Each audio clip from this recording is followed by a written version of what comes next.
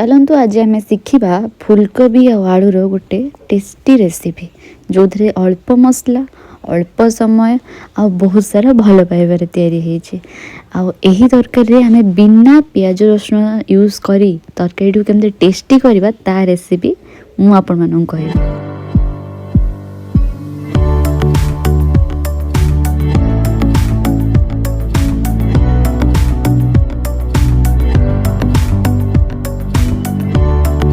जय जगन्नाथ सांग मैंने आपण मानक मो चैनल पुणी थे स्वागत। चलतु रेसिपी आड़ को जीवा। कढ़ई बसई कढ़ई मुझे पकेबी सोरिष तेल।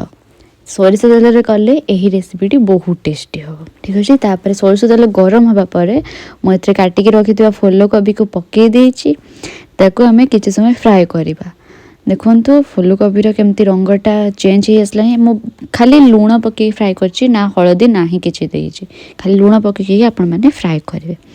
देखो फ्राए हो सारे मुझे काढ़ी देछि। तापर सेम कढ़ई रे आम नबा तेल पुणी सोरिष तेल नबा से जो आम आलू काटी काटी रखते से सब को पकईदेवा। ता सहित मु अल्प लुण देकी आलू को भी भल से गोल्डन ब्राउन हवा जाए फ्राए करने। ठीक अच्छे आप देखो ये मो आलू फ्राए हो आसलानी बेसी फ्राए करा दरकार नहीं आम सब 70% फ्राए करा। ठीक अच्छे तापर आम नवा मसला जो नहीं गोटे टमाटो छोट अदा 2टी कंचा लंका आ धनिया पत्रटा मेन ताको मो पेस्ट कर देछि। तापर आम कढ़ई रे तेल पकेबा। धनिया पत्र नदेले टेस्ट आसीबो ही नहीं।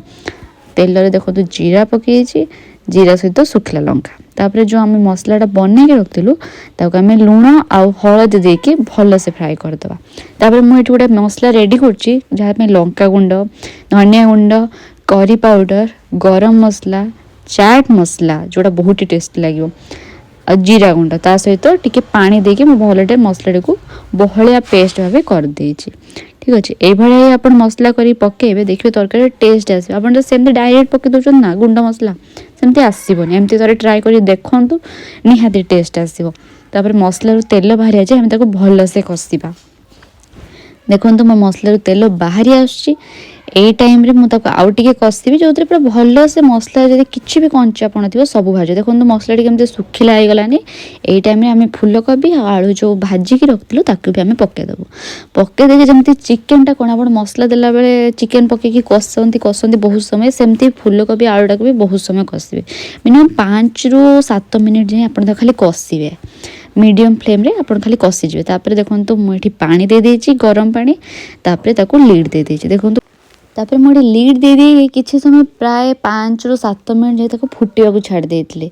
ठीक अच्छे तो आपण मैंने भी सेमती करेंगे। तापर मुझे लीड खोलचे तापर देदेली धनिया पत्र देकी तापर आपन टिके आउ थे देखो भल से मिक्स कर दे। ये टाइम आप चाहिए गरम मसला भी टिके दे पारे। ठीक अच्छे मु देई नहीं तापर देकी मु लीड देदेली।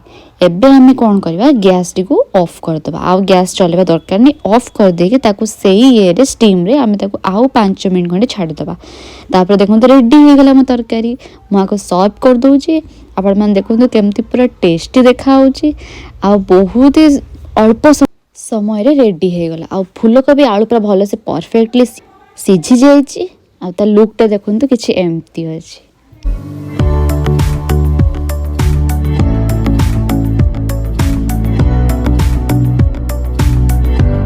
तो आपको जब मो रेसिपी पसंद आसो मो वीडियो को प्लीज लाइक और शेयर करेंगे और मो चैनल को निहाती भाव सब्सक्राइब करेंगे। एमती नुआ नुआ रेसिपी मुझे निहाती आनी रही। सांग मैंने जय जगन्नाथ।